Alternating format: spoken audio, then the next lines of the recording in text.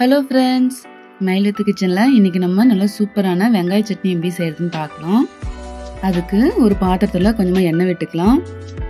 எண்ணெய்லாம் சூடானதும் 1 ஸ்பூன் அளவுக்கு கடலைப்பருப்பு, 1 ஸ்பூன் உளுத்தம் பருப்பு, 1/2 ஸ்பூன் அளவுக்கு சீரகம் சேர்த்துட்டு கொஞ்சமாக கருவேப்பிலை சேர்த்துக்கலாம்.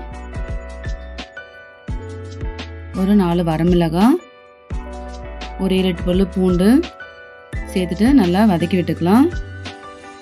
பருப்பு கொஞ்சம் கலர் வந்த பிறகு 1 கப் அளவுக்கு சின்ன வெங்காயம் அதையும் சேர்த்துடலாம். சேர்த்துட்டு நல்லா வதக்கி விட்டுக்கலாம். சின்ன வெங்காயம் பார்த்தீங்கன்னா நல்லா வதங்கணும்.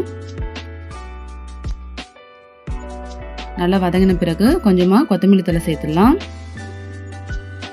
சேர்த்துட்டு நல்லா வதக்கி விட்டுக்கோங்க. இப்போ நம்ம வதக்கின பொருளெல்லாம் கொஞ்சம் நேரம் நல்லா ஆறட்டும். ஆன பிறகு மிக்ஸி ஜாரில் சேர்த்துடலாம்.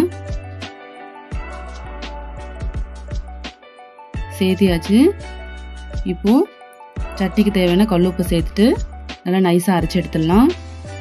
இப்போ பாருங்கள், அரைச்சி எடுத்தாச்சு. நல்லா சூப்பரான வெங்காய சட்னி வந்து ரெடி ஆயிடுச்சு.